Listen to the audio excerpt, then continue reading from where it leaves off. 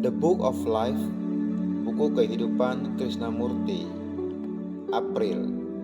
Daftar isi: 1. Keinginan, 2. Seks, 3. Perkawinan, 4. Gairah. Keinginan. Hanya ada keinginan.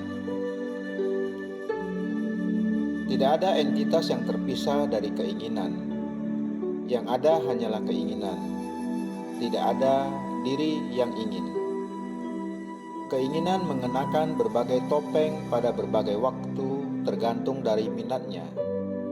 Ingatan akan berbagai minat ini bertemu dengan apa yang baru, yang menghasilkan konflik, lalu lahirlah si pemilih, menegakkan dirinya sebagai entitas yang terpisah dan berbeda dari keinginan. Tetapi entitas itu tidak berbeda dari kualitas-kualitasnya. Entitas yang mencoba mengisi atau melarikan diri dari kehampaan, ketakutan, kesepian, tidak berbeda dari apa yang ingin dihindarinya. Dia adalah sifatnya. Ia tidak bisa lari dari dirinya sendiri.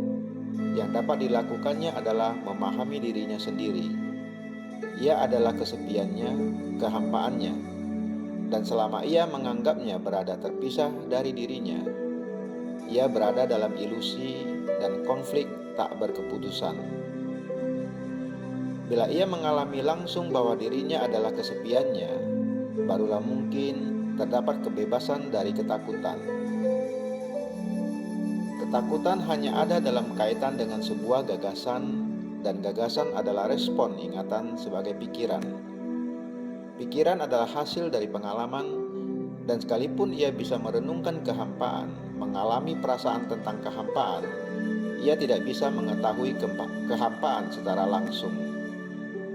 Kata kesepian dengan ingatannya akan kepedihan dan ketakutan menghalangi kita untuk mengalaminya secara baru. Kata adalah ingatan, dan kata tidak lagi bermakna, maka hubungan antara orang yang mengalami dan apa yang dialami menjadi lain sama sekali.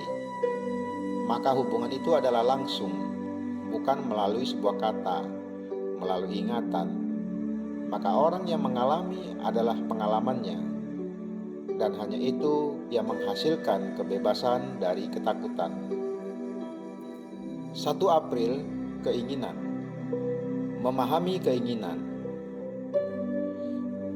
Kita harus memahami keinginan, dan sukar sekali memahami sesuatu yang begitu penting, begitu menuntut, begitu urgent.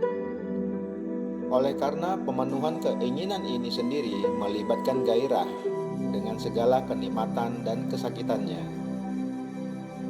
Dan jika kita mau memahami keinginan, jelas tidak boleh ada pilihan.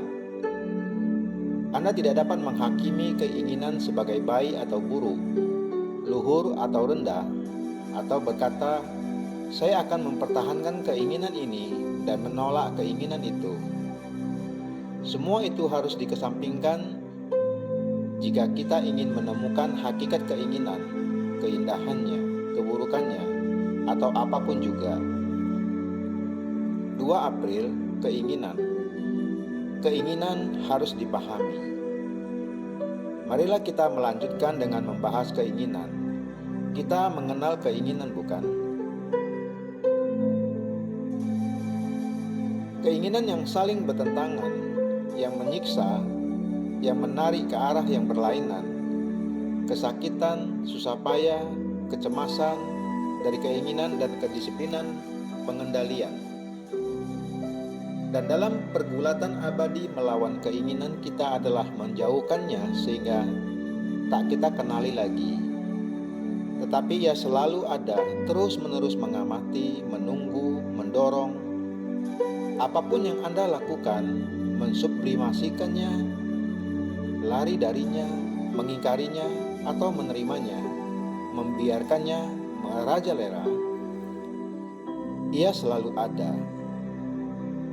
Dan kita tahu bagaimana guru-guru agama dan yang lainnya berkata, bahwa kita harus tanpa keinginan mengembangkan pelepasan dan bebas dari keinginan yang sesungguhnya absurd. Oleh karena keinginan harus dipahami, bukan dimusnahkan. Jika Anda memusnahkan keinginan, Anda mungkin memusnahkan kehidupan itu sendiri. Jika Anda menyimpangkan keinginan, membentuknya, mengendalikannya, menguasainya, menekannya, Anda mungkin memusnahkan sesuatu yang luar biasa indah. 3 April, keinginan, kualitas keinginan. Apa yang terjadi jika Anda tidak menyalahkan keinginan, tidak menghakiminya sebagai baik atau buruk, melainkan sekedar menyadarinya? Saya ingin tahu, apakah Anda tahu apa artinya menyadari sesuatu? Kebanyakan dari kita tidak sadar oleh karena kita begitu terbiasa menyalahkan, menghakimi, menilai, mengidentifikasikan, memilih. Pemilihan jelas menghalangi keadaan sadar. Oleh karena pemilihan selalu dibuat sebagai akibat dari konflik. Berada dalam keadaan sadar ketika memasuki suatu ruangan, melihat semua perabot, adanya atau tidak adanya permadani, dan sebagainya, sekedar melihatnya, menyadari semuanya tanpa sedikit pun menghakimi, adalah sangat sukar. Pernahkah Anda mencoba memandang seseorang, sekuntum bunga, suatu gagasan, suatu emosi, tanpa pemilihan apa-apa, tanpa penghakiman apa-apa? Dan jika kita melakukan hal yang sama terhadap keinginan, jika kita hidup bersamanya, bukan mengingkarinya atau berkata, apa yang harus saya lakukan dengan keinginan ini? Itu begitu buruk, begitu merajalela, begitu penuh kekerasan, tanpa memberinya suatu nama, suatu simbol, tidak menutupinya dengan suatu kata, maka apakah keinginan itu masih menjadi sebab kekacauan? Apakah lalu keinginan itu sesuatu yang perlu disingkirkan, dimusnahkan? Kita ingin memusnahkannya karena suatu keinginan mengoyak keinginan lain, menciptakan konflik, kesengsaraan, dan kontradiksi. Dan kita dapat melihat betapa kita mencoba melepaskan diri dari konflik yang abadi ini. Jadi, dapatkah kita menyadari keseluruhan keinginan? Yang saya maksud dengan keseluruhan adalah bukan hanya satu keinginan atau banyak keinginan, melainkan seluruh kualitas keinginan itu sendiri. 4 April, keinginan. Mengapa kita tidak boleh memiliki kenikmatan? Anda melihat matahari terbenam yang indah, sebatang pohon yang bagus, sebuah sungai yang alirannya membelok lebar, atau suatu wajah yang cantik, dan memandang semua itu memberikan kenikmatan dan sukacita yang besar. Apa salahnya itu? Saya rasa kekacauan dan kesengsaraan muncul ketika wajah itu, sungai itu, awan itu, gunung itu menjadi suatu ingatan. Dan ingatan ini selalu menuntut kelangsungan kenikmatan itu lebih jauh. Kita ingin mengulangi hal-hal seperti itu. Kita semua tahu itu. Saya pernah mengalami suatu kenikmatan, atau Anda pernah bersukacita tentang sesuatu, dan kita ingin itu berulang kembali. Entah itu seksual, artistik, intelektual, atau lainnya lagi. Kita ingin itu berulang kembali. Dan saya rasa disitulah kenikmatan mulai mengaburkan pikiran dan menciptakan nilai-nilai yang palsu, bukan aktual. Yang penting adalah memahami kenikmatan, bukan mencoba membuang kenikmatan. Itu sangat bodoh.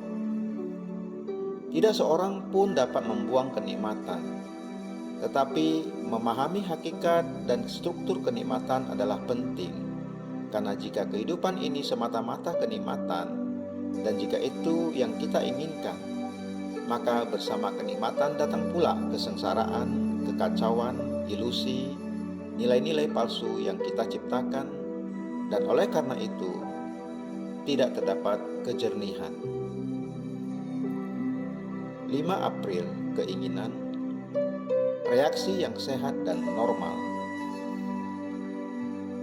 Saya harus menemukan mengapa keinginan mempunyai pengaruh begitu besar dalam kehidupan saya. Itu mungkin benar, mungkin pula tidak benar. Saya harus menemukannya, saya melihatnya. Keinginan muncul yang adalah reaksi yang sehat dan normal. Kalau tidak, saya mati. Saya melihat sesuatu yang indah dan saya berkata, "Ya Tuhan, saya ingin memilikinya. Kalau tidak, saya mati." Tetapi di dalam pengejaran yang terus-menerus terdapat kepedihan. Itulah masalah saya. Terdapat kepedihan dan juga kenikmatan.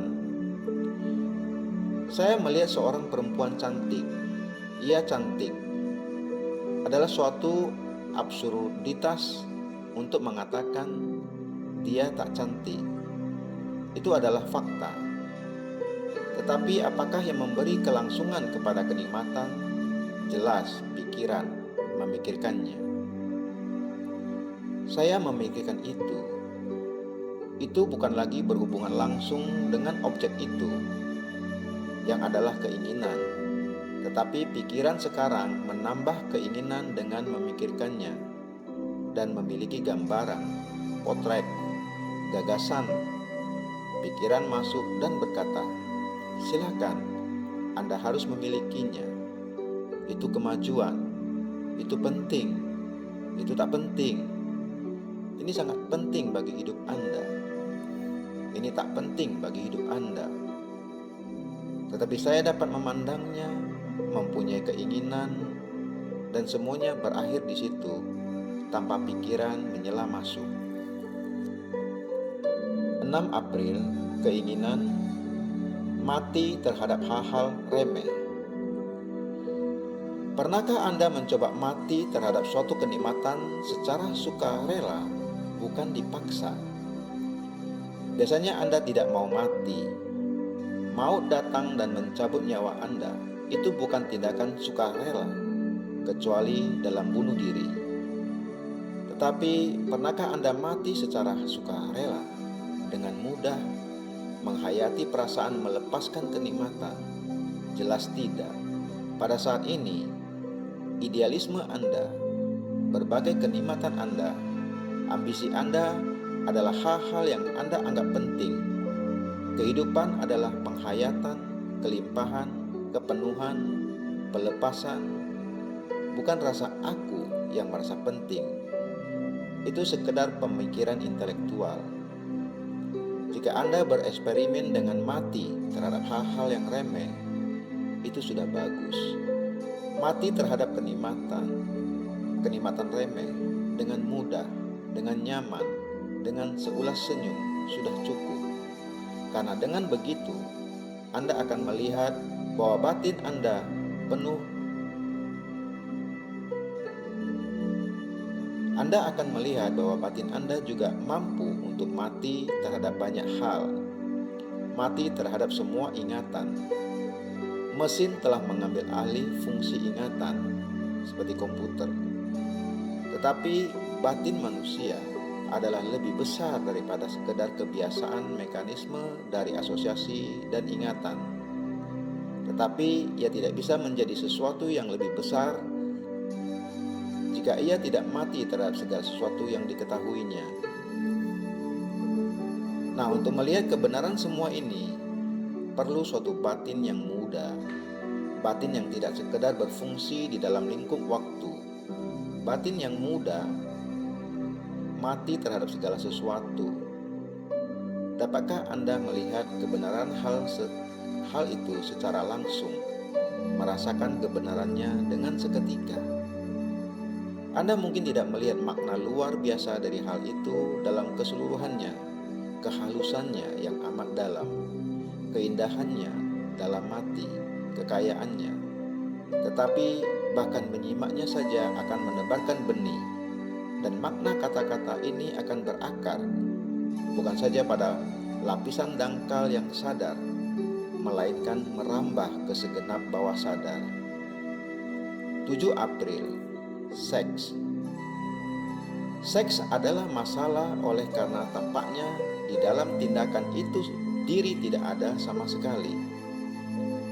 Pada saat itu Anda berbahagia oleh karena berakhirnya kesadaran diri, berakhirnya sang aku. Dan menginginkan itu lebih banyak lagi, lebih banyak pengingkaran diri yang di situ terdapat kebahagiaan sempurna, tanpa masa lampau atau masa depan. Menuntut kebahagiaan sempurna itu melalui penyatuan penuh, integrasi dengan sendirinya menjadi maha penting. Bukankah begitu? Oleh karena seks adalah sesuatu yang memberi saya sukacita tanpa cacat, melupakan diri secara sempurna, maka saya menginginkannya lebih banyak lagi. Nah, mengapa saya menginginkannya lebih banyak lagi? Oleh karena di dalam segala keadaan yang lain saya berada dalam konflik. Di mana-mana pada segala tingkat eksistensi terdapat penguatan diri di bidang ekonomi, sosial, agama. Terdapat penebalan kesadaran diri terus-menerus yang adalah konflik. Bagaimanapun juga Anda sadar diri hanya bila terdapat konflik. Kesadaran diri pada hakikatnya adalah hasil dari konflik. Jadi masalahnya bukanlah seks, jelas, melainkan bagaimana bisa bebas dari diri. Anda telah mencicipi keberadaan yang di situ diri tidak ada, sekalipun hanya beberapa detik, sekalipun hanya sehari, entah berapa lama pun. Dan bila diri ada, terdapat konflik, terdapat kesengsaraan, terdapat pergulatan. Jadi, terdapat dambaan terus-menerus. Akan lebih banyak lagi keadaan yang bebas diri itu.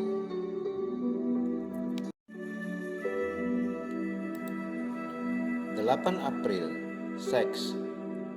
Pelarian yang terakhir. Apakah yang kita maksud dengan masalah seks? Apakah tindakan seks? Ataukah pikiran tentang seks? Jelas bukan tindakan. Tindakan seksual bukan masalah bagi Anda. Sama seperti makan bukan masalah. Tetapi jika Anda memikirkan tentang makanan atau lainnya sepanjang hari, oleh karena tidak ada lagi yang Anda pikirkan, itu akan menjadi masalah bagi Anda. Mengapa Anda membangunnya? Yang jelas Anda lakukan. Bioskop, majalah, cerita, cara kaum wanita berdandan, semuanya membangun pikiran tentang seks dalam diri Anda. Mengapa batin membangunnya? Mengapa batin memikirkan tentang seks sama sekali? Mengapa? Bapak-bapak dan ibu-ibu, ini adalah masalah Anda. Mengapa? Mengapa ini menjadi masalah pokok dalam hidup Anda? Sementara ada banyak hal menuntut perhatian Anda. Anda memperhatikan sepenuhnya pikiran-pikiran tentang seks. Apa yang terjadi? Mengapa batin Anda disibukkan dengan itu? Oleh karena itu adalah cara pelarian yang terakhir, bukan? Itu adalah cara untuk melupakan diri sepenuhnya. Segala sesuatu yang Anda lakukan di dalam hidup menekankan sang aku, diri, bisnis Anda, agama Anda, Tuhan Anda, pemimpin Anda, tindakan politis dan ekonomis Anda, pelarian Anda, kegiatan sosial Anda, pilihan Anda atas partai ini dan tolakan Anda atas partai itu. Semua itu menekankan dan memperkuat sang aku. bila hanya ada satu hal dalam hidup Anda yang memberi jalan untuk pelarian terakhir, untuk melupakan diri sepenuhnya sekalipun hanya untuk beberapa detik, Anda melekat kepadanya. Oleh karena itu, adalah satu-satunya saat ketika Anda berbahagia. Jadi, seks menjadi masalah yang luar biasa sulit dan rumit selama Anda tidak memahami batin yang memilikikan masalah itu. 9 April, seks. Kita telah membuat seks menjadi masalah. Mengapa semua yang kita sentuh menjadi masalah? Mengapa seks menjadi masalah? Mengapa kita menerima hidup dengan masalah? Mengapa kita tidak mengakhiri semua masalah? Mengapa kita tidak mati terhadap masalah-masalah kita, alih-alih mendukungnya dari hari ke hari, dari tahun ke tahun? Jelas, seks adalah masalah yang relevan yang akan saya jawab sebentar lagi. Tetapi ada pertanyaan yang utama. Mengapa kita membuat hidup menjadi masalah? Bekerja, seks, mencari uang, berpikir, merasa, mengalami seluruh kegiatan hidup, bukan? Mengapa itu menjadi masalah? Bukankah pada dasarnya karena kita selalu berpikir dari sudut pandang tertentu, dari sudut pandang yang terpaku. Kita selalu berpikir dari sebuah pusat menuju ke tepi. Tetapi tepi itu adalah pusat bagi kebanyakan kita. Dan dengan demikian, apapun yang kita sentuh adalah dangkal. Tetapi hidup bukanlah dangkal. Ia menuntut hidup sepenuhnya. Dan oleh karena kita hidup hanya secara dangkal, kita hanya tahu reaksi secara dangkal. Apapun yang kita lakukan di tepi, mau tidak mau menimbulkan masalah. Dan itulah kehidupan kita. Kita hidup secara dangkal dan kita puas hidup di situ dengan segala masalah yang dangkal. Jadi, masalah timbul selama kita hidup secara dangkal. Di tepi itu adalah sang aku dengan rasa-rasa tubuhnya yang dapat dieksternalisasikan atau dijadikan subjektif, yang dapat diidentifikasikan dengan alam semesta, dengan negara, atau dengan sesuatu lain yang dibentuk oleh pikiran. Jadi, selama kita hidup di dalam lingkup pikiran, selalu akan ada komplikasi, selalu akan ada masalah. Dan itulah semua yang kita tahu. 10 April, seks. Apa yang Anda maksud dengan cinta? Cinta adalah yang tak dapat diketahui. Ia hanya dapat direalisasikan apabila apa yang diketahui, dipahami, dan ditransendensikan. Hanya apabila batin bebas dari yang diketahui, baru terdapat cinta. Demikianlah, kita harus mendekati cinta secara negatif, bukan secara positif. Apakah cinta itu bagi kebanyakan dari kita? Bagi kita, bila kita mencinta, di situ terdapat kepemilikan, dominasi, atau penghambaan. Dari pemilikan ini muncul kecemburuan dan takut kehilangan. Dan kita mengesahkan insting posesif ini. Dari kepemilikan ini muncul kecemburuan dan konflik yang tak terhitung jumlahnya yang kita semua kenal. Jadi, kepemilikan bukanlah cinta. Cinta juga bukan sentimental. Menjadi sentimental, menjadi emosional, berarti tidak mencinta. Sensitivitas dan emosi hanyalah sekedar sensasi. Hanya cinta dapat mengubah ketakwarasan, kebingungan, dan pergulatan. Tidak ada sistem, tidak ada teori, baik kiri maupun kanan, yang dapat membawa perdamaian dan kebahagiaan bagi manusia. Apabila terdapat cinta, tidak ada kepemilikan, tidak ada iri hati. Yang ada adalah pengampunan dan welas asih, bukan dalam teori, melainkan secara aktual terhadap istri Anda dan anak-anak Anda, terhadap tetangga Anda dan pelayan Anda. Hanya cinta yang dapat menghasilkan pengampunan dan keindahan, ketertiban dan kedamaian. Terdapat cinta berserta berkahnya apabila Anda berakhir. 11 April, seks. Selama kita memiliki, kita tidak pernah mencinta. Kita mengenal cinta sebagai sensasi, bukan? Ketika kita berkata kita mencinta, yang kita kenal adalah kecemburuan, ketakutan, kecemasan. Ketika Anda berkata Anda mencinta seseorang, semua itu tersirat. Iri hati, keinginan memiliki, keinginan memperoleh, mendominasi, takut kehilangan, dan sebagainya. Semua itu kita namakan cinta, dan kita tidak mengenal cinta tanpa rasa takut, tanpa iri hati, tanpa pemilikan. Kita sekedar berceloteh saja tentang cinta tanpa rasa takut, yang kita namakan cinta tanpa aku, cinta murni, cinta ilahi, atau apa saja. Tetapi faktanya ialah kita cemburu, kita mendominasi, kita posesif. Kita akan tahu keadaan cinta itu hanya apabila kecemburuan, iri hati, sikap memiliki, dominasi berakhir. Dan selama kita memiliki, kita tidak pernah mencinta.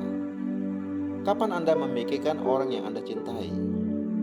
Anda memikirkan dia bila ia tidak ada, bila ia pergi, bila ia meninggalkan Anda. Jadi, Anda merasa kehilangan orang yang Anda bilang Anda cintai ketika Anda terganggu, ketika Anda menderita, dan selama Anda memiliki orang itu, Anda tidak perlu memikirkan dia. Oleh karena di dalam memiliki tidak ada gangguan. Anda memikir-mikir bila Anda terganggu, dan Anda pasti akan terganggu selama pikiran Anda adalah apa yang Anda namakan cinta. Jelas, cinta bukan berasal dari pikiran, dan oleh karena hal-hal dari pikiran telah memenuhi hati kita, kita tidak memiliki cinta. Hal-hal yang dari pikiran adalah kecemburuan, iri hati, ambisi, keinginan menjadi sesuatu, keinginan mencapai sukses. Hal-hal dari pikiran ini memenuhi hati Anda, lalu Anda berkata Anda mencinta. Tetapi bagaimana Anda bisa mencinta bila Anda memiliki semua hal yang membingungkan ini di dalam diri Anda? Bila ada asap, bagaimana mungkin ada nyala yang murni? 12 April, seks. Cinta bukan kewajiban. Bila terdapat cinta, tidak terdapat kewajiban. Bila Anda mencintai istri Anda berbagi segala sesuatu dengan dia, harta Anda, permasalahan Anda, kecemasan Anda, sukacita Anda. Anda tidak mendominasi. Anda bukan sang laki-laki dan dia perempuan untuk dipakai dan dibuang, semacam mesin pembiak untuk melestarikan nama Anda. Bila terdapat cinta, kata kewajiban lenyap. Laki-laki tanpa cinta dalam hatinya lah yang berbicara tentang hak dan kewajiban. Dan di negeri ini, India maksudnya, kewajiban dan hak telah mengambil ahli tempat cinta. Peraturan telah menjadi lebih penting daripada kehangatan rasa sayang. Bila terdapat cinta, masalahnya menjadi sederhana. Bila tidak terdapat cinta, masalahnya menjadi rumit. Bila orang mencintai istrinya dan anak-anaknya, ia tidak mungkin berpikir tentang kewajiban dan hak. Tuan, selidikilah hati dan batin Anda sendiri. Saya tahu Anda menertawakannya. Itu adalah salah satu kiat untuk tidak berpikir panjang, menertawakan sesuatu dan mengesampingkannya. Istri Anda tidak ikut memikul tanggung jawab Anda. Istri Anda tidak ikut memiliki harta benda Anda. Dia tidak memiliki separuh dari apa yang Anda miliki, oleh karena Anda menganggap perempuan kurang daripada diri Anda sendiri, sebagai sesuatu untuk disimpan dan digunakan secara seksual sekehendak Anda bila nafsu Anda menginginkannya. Jadi, Anda menciptakan kata hak dan kewajiban. Dan bila perempuan berontak, Anda melemparkan kata-kata itu kepadanya. Masyarakat yang statis, masyarakat yang lapuklah yang bicara tentang kewajiban dan hak. Jika Anda sungguh-sungguh meneliti hati dan batin Anda sendiri, Anda akan menemukan bahwa Anda tidak punya cinta. 13 April, seks, sesuatu yang termasuk batin. Apa yang kita sebut cinta kita adalah termasuk batin. Apa yang kita sebut cinta kita adalah termasuk batin. Tengoklah diri Anda sendiri, bapak-bapak dan ibu-ibu, dan Anda akan melihat jelas kebenaran apa yang saya katakan. Kalau tidak, kehidupan kita, perkawinan kita, hubungan kita akan menjadi lain sama sekali. Kita akan mempunyai masyarakat yang baru. Kita mengikat diri kita kepada seorang lain, bukan melalui penyatuan, melainkan melalui suatu kontrak yang disebut cinta, perkawinan. Cinta bukan pemanfaatan, penyesuaian. Ia bukan personal maupun impersonal. Ia adalah suatu keadaan berada. Orang yang menginginkan penyatuan dengan sesuatu yang lebih besar, menyatukan dirinya dengan suatu pribadi lain. Ia menghindari kesengsaraan, kebingungan, tetapi batin tetap terpisah, yang adalah desintegrasi. Cinta tidak mengenal penyatuan maupun penyebaran. Ia bukan personal maupun impersonal. Ia adalah suatu keadaan berada yang tak dapat ditemukan oleh batin. Batin dapat menguraikannya, memberinya istilah, nama, tetapi kata, deskripsi bukanlah cinta. Cinta hanya ada apabila batin diam, sehingga ia dapat mengenal cinta, dan keadaan hening itu bukan sesuatu untuk dipupuk. 14 April, perkawinan. Mempertimbangkan perkawinan. Kita mencoba memahami masalah perkawinan, yang di situ terkandung masalah hubungan seksual, cinta, hidup bersama, penyatuan. Jelas bahwa jika tidak ada cinta, perkawinan menjadi memalukan, bukan? Lalu perkawinan menjadi sekedar pemuasan nafsu. Mencinta adalah salah satu hal yang paling sukar, bukan? Cinta hanya bisa muncul, hanya bisa ada apabila diri ini lenyap. Tanpa cinta, hubungan adalah menyakitkan, betapapun memuaskan, atau betapapun dangkal. Ia membawa kepada kebosanan, kepada rutinitas, kepada kebiasaan dengan semua implikasinya. Lalu, masalah seksual menjadi maha penting. Di dalam mempertimbangkan perkawinan, apakah perlu atau tidak, kita harus pertama-tama memahami cinta. Sesungguhnya cinta adalah murni. Tanpa cinta Anda tidak bisa murni. Anda mungkin menjadi selibat, laki-laki maupun perempuan. Tetapi itu bukan murni, itu bukan suci bila tidak ada cinta. Jika Anda mempunyai cita-cita tentang kemurnian, artinya jika Anda ingin menjadi murni, di situ juga tidak ada cinta. Oleh karena ia sekedar keinginan untuk menjadi sesuatu yang Anda pikir mulia, yang Anda pikir akan membantu Anda menemukan realitas. Di situ sama sekali tidak ada cinta. Mengumbar nafsu adalah tidak murni.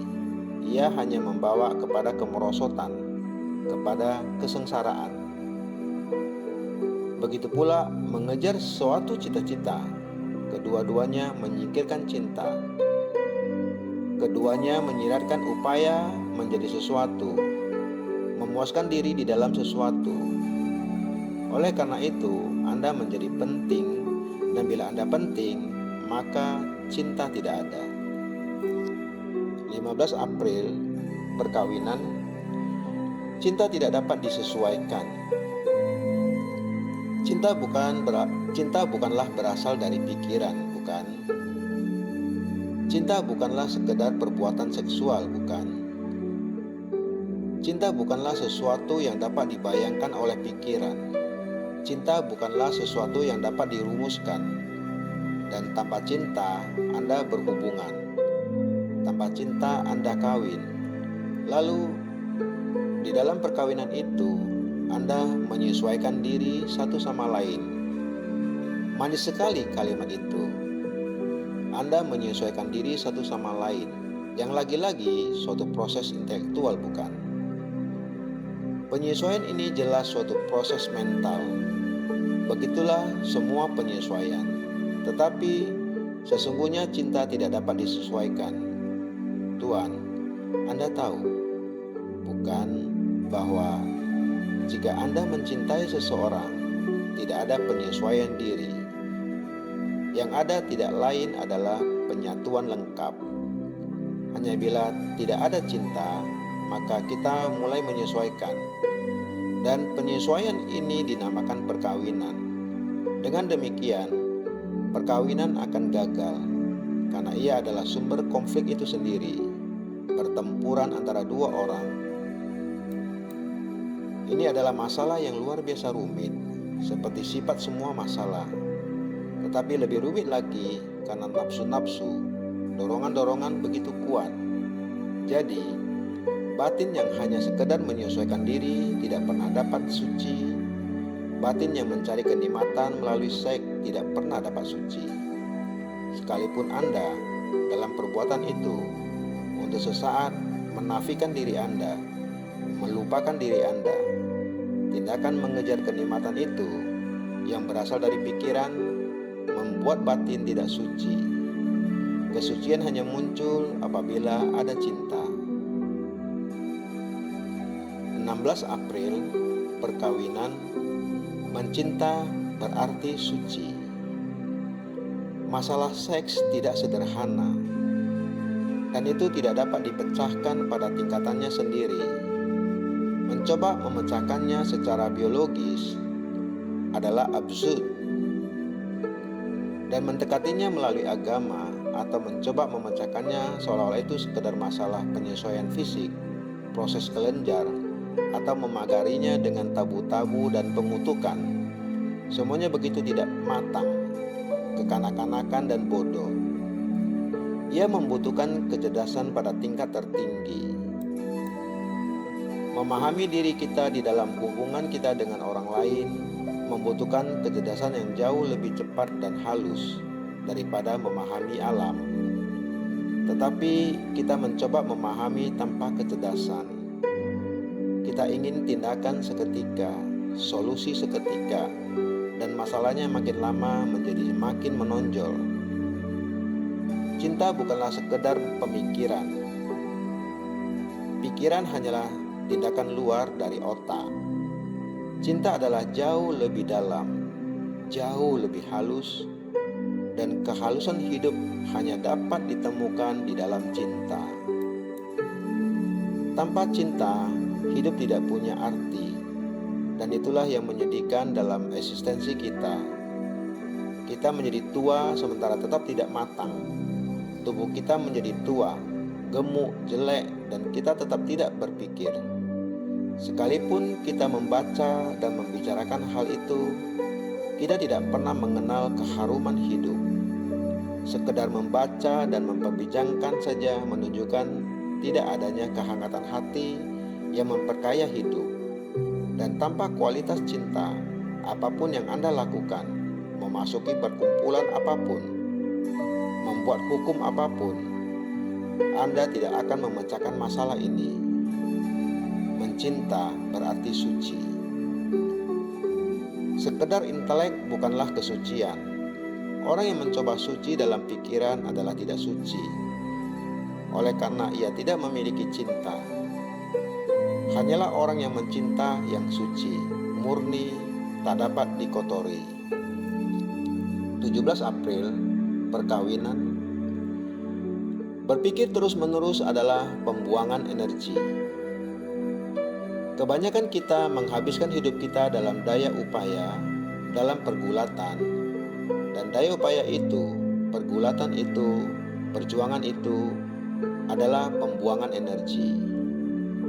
Manusia sepanjang sejarah umat manusia berkata, untuk menemukan realitas Tuhan atau nama apapun yang diberikan kepadanya, Anda harus selibat, yakni Anda mengangkat sumpah kemurnian, lalu menekan, mengendalikan, bertempur dengan diri Anda sendiri sepanjang hidup Anda untuk mempertahankan sumpah Anda. Lihatlah pembuangan energi itu. Mengumbar hawa nafsu juga pembuangan energi, dan jauh lebih berarti bila Anda menekan. Daya upaya yang dikerahkan untuk menekan, untuk mengendalikan, untuk mengingkari keinginan Anda, mendistorsikan batin Anda, dan melalui distorsi itu Anda memperoleh perasaan kesalehan yang menjadi keras. Harap simak ini. Amatilah dalam diri Anda sendiri dan amati orang-orang di sekitar Anda, dan amati pembuangan energi ini, pertempuran ini. Bukan implikasi dari seks, bukan perbuatan sesungguhnya, melainkan cita-cita, gambaran, kenikmatan. Berpikir terus-menerus tentang hal-hal itu adalah pembuangan energi. Dan kebanyakan orang membuang energi, entah melalui pengingkaran, entah melalui sumpah kemurnian, entah memikirkannya terus-menerus. 18 April, perkawinan. Sang idealis tak mengenal cinta. Orang yang mencoba hidup selibat untuk mencapai Tuhan adalah tidak suci. Oleh karena mereka mencari hasil atau keuntungan, dengan demikian menukar tujuan hasil itu dengan seks, yang adalah ketakutan. Hati mereka tak mengenal cinta dan tak mungkin ada kemurnian, dan hanya hati yang murni dapat menemukan realitas. Sebuah hati yang didisiplinkan, sebuah hati yang tertekan, tak dapat mengenal cinta. Ia tak dapat mengenal cinta jika ia terperangkap dalam kebiasaan, dalam rasa tubuh, baik religius maupun fisik, psikologis atau jasmania. Seorang idealis adalah peniru, dan oleh karena itu ia tak dapat mengenal cinta. Ia tak dapat bermurah hati, memberikan dirinya sepenuhnya tanpa memikirkan dirinya. Hanya apabila pikiran dan hati tak terbebani rasa takut, tak terbebani kerutinan kebiasaan rasa tubuh, apabila terdapat kemurahan hati dan kasih sayang, maka terdapat cinta. Cinta seperti itu adalah suci. 19 April, gairah. Memahami gairah nafsu. Apakah menghukum diri sendiri itu kehidupan religius? Apakah menyakiti badan atau batin itu tanda pemahaman? Apakah penyiksaan diri itu jalan menuju realitas? Apakah menghindari seks itu pengingkaran? Apakah Anda berpikir Anda dapat maju jauh dengan pelepasan? Apakah Anda berpikir perdamaian bisa muncul melalui konflik? Tidakkah cara jauh lebih penting daripada tujuan? Tujuan adalah kemungkinan, tapi cara adalah saat ini. Yang aktual, apa adanya, perlu dipahami dan bukan dibungkam dengan ketetapan hati, cita-cita, dan rasionalisasi cerdik. Kesedihan bukan jalan kebahagiaan. Apa yang disebut gairah nafsu harus dipahami dan bukan ditekan atau disublimasikan. dan tidak ada gunanya mencari pengganti baginya. Apapun yang Anda lakukan, cara apapun yang Anda temukan, hanya akan memperkuat apa yang belum dicintai dan dipahami. Mencintai apa yang kita namakan gairah nafsu adalah memahaminya. Mencinta adalah menyatu langsung, dan Anda tidak dapat mencintai sesuatu jika Anda menolaknya. Jika Anda punya gagasan atau kesimpulan tentang itu, bagaimana Anda mencintai dan memahami gairah nafsu jika Anda bersumpah melawannya? Sumpah adalah suatu bentuk perlawanan, dan apa yang Anda tolak pada akhirnya akan menaklukkan Anda. Kebenaran bukan untuk ditaklukkan. Anda tidak dapat menggempurnya.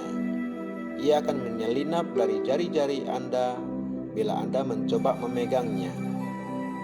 Kebenaran datang diam-diam tanpa Anda ketahui. Yang Anda ketahui bukanlah kebenaran. Itu semua suatu gagasan, suatu simbol, bayangan, bukan kenyataan. 20 April, gairah, cara dan tujuan adalah satu. Untuk mencapai pembebasan, tidak diperlukan apa-apa. Anda tidak bisa mencapainya melalui tawar-menawar, melalui pengorbanan, melalui pembuangan. Itu bukan sesuatu yang Anda dapat beli. Jika Anda melakukan hal itu, Anda akan memperoleh barang dagangan, dan oleh karena itu tidak nyata. Kebenaran tidak bisa dibeli. Tidak ada cara untuk mencapai kebenaran. Jika ada cara, hasilnya bukanlah kebenaran. Oleh karena cara dan tujuan adalah satu, keduanya tidak terpisah.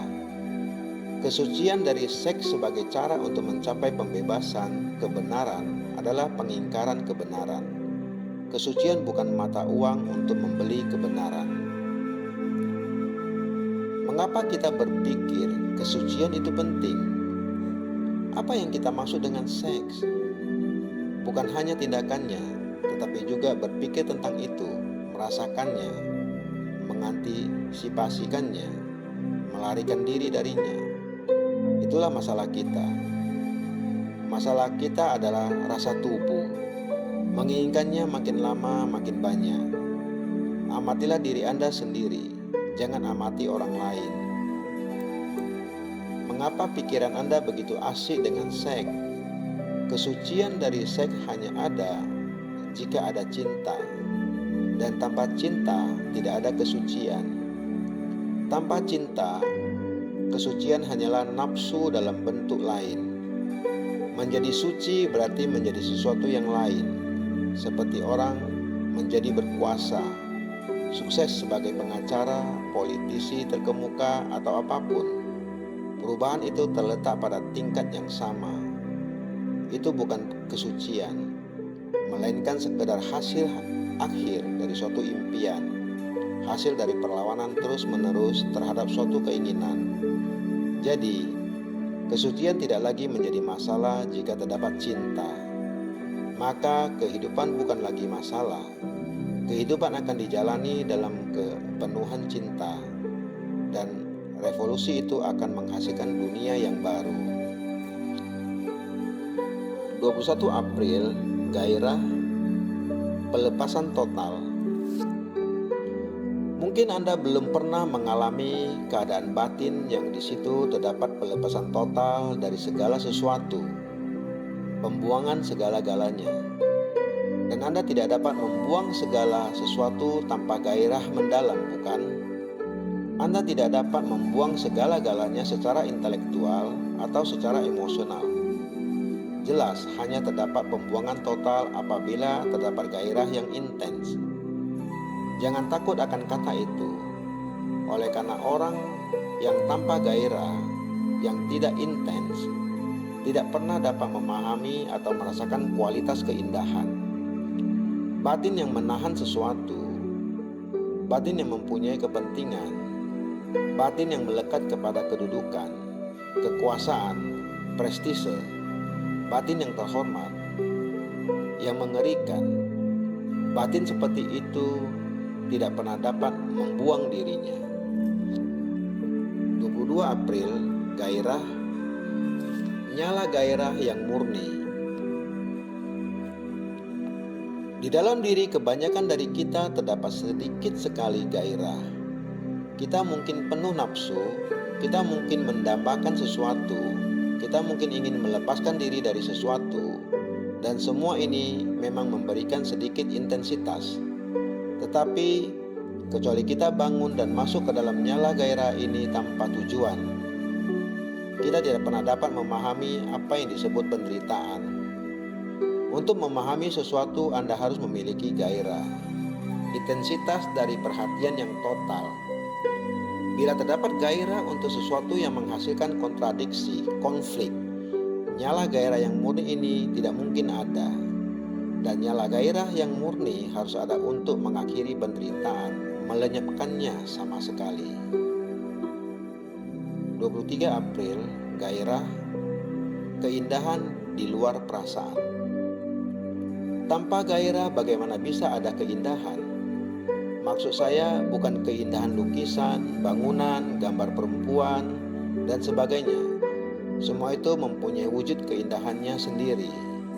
Suatu benda yang dibuat oleh manusia, sebuah katedral, kuil, lukisan, puisi, patung, mungkin indah atau tidak, tetapi ada keindahan yang di luar perasaan dan pikiran, dan yang tak dapat disadari, dipahami, atau diketahui jika tidak ada gairah. Jadi jangan salah paham akan kata gairah. Itu bukan kata yang buruk. Itu bukan sesuatu yang bisa Anda beli di pasar atau dibicarakan secara romantis. Ia tak punya kaitan sama sekali dengan emosi, perasaan. Itu bukan sesuatu yang terhormat. Itu adalah api yang memusnahkan segala sesuatu yang palsu. Dan kita selalu takut membiarkan api itu melalap hal-hal yang kita cintai, hal-hal yang kita sebut penting.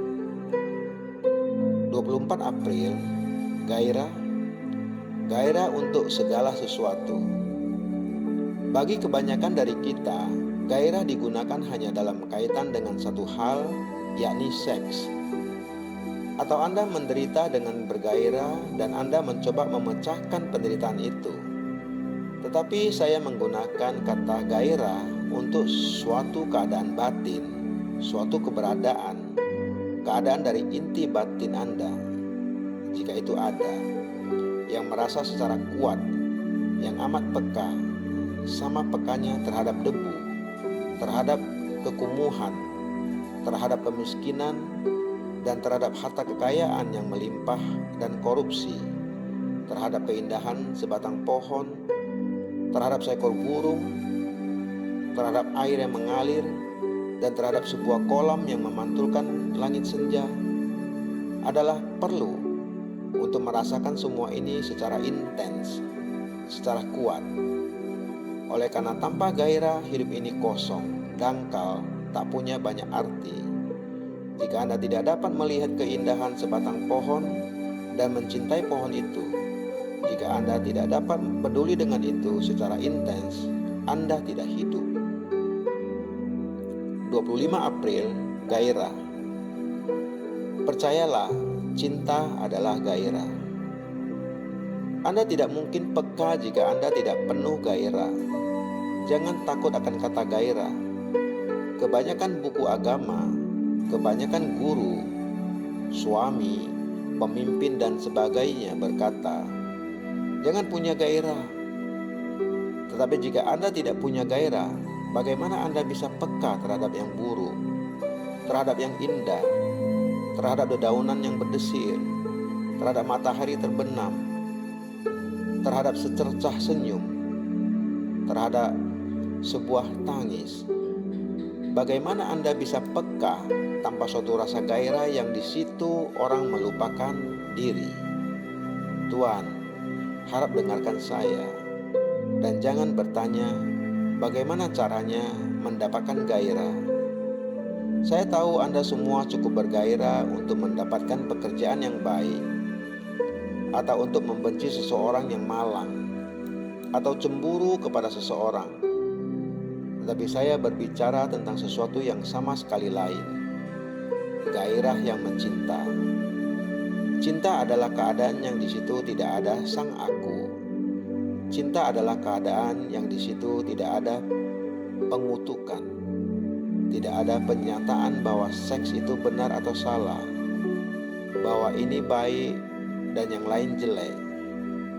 Cinta bukan salah satu dari hal-hal yang saling bertentangan ini. Kontradiksi tidak ada di dalam cinta. Dan bagaimana kita bisa mencinta jika kita tidak bergairah? Tanpa gairah, bagaimana kita bisa peka? Peka berarti merasakan tetangga Anda yang duduk di sebelah Anda, melihat keburukan kota dengan kekumuhannya, kekotorannya, kemiskinannya, dan melihat keindahan sungai, laut, langit. Jika Anda tidak bergairah, bagaimana Anda bisa peka terhadap semua itu? Bagaimana Anda dapat merasakan seulas senyum, setetes air mata? Percayalah, cinta adalah gairah. 26 April, gairah. Batin yang bergairah akan menyelidik. Jelas harus ada gairah. Dan masalahnya adalah bagaimana menghidupkan kembali gairah. Harap jangan salah paham. Saya masukkan gairah dalam arti apapun, bukan hanya gairah seksual, yang adalah sangat remeh. Dan kebanyakan dari kita merasa puas dengan itu, karena semua gairah yang lain telah musnah. Di kantor, di pabrik, dengan mengikuti pekerjaan, rutinitas, teknik belajar tertentu. Jadi tidak ada lagi gairah yang tertinggal. Tidak ada rasa mendesak dan pelepasan yang kreatif. Oleh karena itu, seks menjadi penting bagi kita, dan di situ kita tersesat di dalam gairah remeh yang menjadi masalah besar bagi batin yang sempit dan soleh. Atau kalau tidak, segera menjadi kebiasaan dan mati. Saya menggunakan kata gairah sebagai suatu totalitas. Seorang yang penuh gairah, yang merasakan dengan kuat, tidak puas dengan sekedar memiliki suatu pekerjaan remeh, apakah itu pekerjaan Perdana Menteri, pekerjaan juru masak, atau pekerjaan apapun. Batin yang bergairah akan menyelidik, mencari, menatap, bertanya, menuntut. Bukan hanya sekedar mencari bagi ketidakpuasannya suatu objek yang bisa memenuhi dirinya lalu pergi tidur. Suatu batin yang bergairah akan meraba-raba, mencari, menerobos, tidak menerima tradisi apapun. Ia bukan batin yang mempunyai ketetapan, bukan batin yang telah sampai, melainkan batin muda yang terus-menerus sampai. 27 April, gairah, batin yang remeh. Batin yang bergairah meraba, mencari, menerobos, tidak menerima tradisi apapun. Ia bukan batin yang mempunyai ketetapan, bukan batin yang telah sampai, melainkan batin muda yang terus-menerus sampai. Nah, bagaimanakah batin seperti itu muncul? Itu harus terjadi. Jelas, batin yang remeh tidak bisa melakukannya. Sebuah batin remeh yang mencoba menjadi bergairah hanya akan memerosotkan segala sesuatu ke dalam keremehannya sendiri. Itu harus terjadi, dan itu hanya akan terjadi apabila batin melihat keremehannya sendiri, namun tidak mencoba berbuat apa-apa terhadap keremehan itu. Apakah saya jelas? Mungkin tidak, tetapi seperti saya katakan tadi, setiap batin yang terbatas, betapapun inginnya, masih tetap remeh. Itu jelas batin yang kerdil. Sekalipun ia mampu pergi ke bulan, sekalipun ia bisa memperoleh sesuatu teknik, sekalipun ia bisa berdebat dan membela diri dengan cerdik, adalah tetap batin yang kerdil. Jadi bila batin yang kerdil bertanya, saya harus bergairah untuk melakukan sesuatu yang bermanfaat, jelas gairahnya sangat remeh, bukan? Seperti marah-marah tentang suatu ketidakadilan yang remeh, atau mengira seluruh dunia ini akan berubah berkat pembawaan kecil dan remeh yang dilakukan di sebuah desa kecil yang angkuh oleh suatu batin yang kerdil dan angkuh pula. Jika batin yang kerdil itu melihat semua itu, maka persepsi bahwa dirinya kerdil itu sendiri cukup. Maka seluruh keinginannya mengalami perubahan. 28 April, gairah yang hilang. Kata bukanlah halnya kata. Kata gairah bukanlah gairah. Untuk merasakan itu dan terperangkap di dalamnya tanpa suatu kehendak atau arah atau maksud untuk menyimak kepada apa yang disebut keinginan ini. Menyimak keinginan-keinginan yang Anda miliki, yang banyak jumlahnya, kuat atau lemah. Bila Anda lakukan itu, Anda akan melihat betapa besar kerusakan yang Anda lakukan jika Anda menekan keinginan, jika Anda mendistorsikannya, jika Anda ingin memenuhinya, jika Anda ingin melakukan sesuatu tentang itu, jika Anda mempunyai opini tentang itu. Kebanyakan orang telah kehilangan gairah ini. Mungkin kita memilikinya ketika kita masih muda, untuk kelak menjadi orang kaya, untuk menjadi termasyur, dan menjalani kehidupan borjuis dan terhormat. Mungkin kita mengumumkannya secara tidak jelas tentang itu. Lalu orang harus menyesuaikan diri dengan Anda yang mati, yang terhormat, yang tidak memiliki bahkan sepercik gairah. Lalu orang menjadi bagian dari Anda, dan oleh karena itu juga kehilangan gairah. 29 April, gairah tanpa sebab. Di dalam keadaan gairah tanpa sebab, terdapat intensitas yang bebas dari segala kemelekatan. Tetapi jika gairah mempunyai sebab, terdapat kelekatan. Dan kelekatan ini awal dari kesedihan. Kebanyakan dari kita melekat kepada seseorang, kepada suatu negeri, kepada suatu kepercayaan, kepada suatu gagasan. Dan apabila objek kelekatan kita diambil, atau karena suatu hal kehilangan maknanya, kita mendapati diri kita kosong, tidak memadai. Kekosongan ini kita coba untuk dipenuhi dengan melekat kepada sesuatu yang lain, yang lagi-lagi menjadi objek gairah kita. Periksalah hati dan pikiran Anda. Saya hanya sekedar cermin yang di dalamnya Anda memandang diri Anda sendiri. Jika Anda tidak mau memandang, silakan. Tetapi jika Anda ingin memandang, pandanglah diri Anda dengan jelas, tak kenal ampun, dengan intens. Bukan dengan harapan untuk melenyapkan kesengsaraan Anda, kecemasan Anda, perasaan bersalah Anda, tetapi untuk memahami gairah luar biasa ini yang selalu membawa pada kesedihan. Bila gairah mempunyai sebab, ia menjadi nafsu. Bila ada gairah untuk sesuatu, untuk seseorang, untuk suatu gagasan, untuk semacam pemenuhan, maka dari gairah itu timbul kontradiksi, konflik, daya upaya.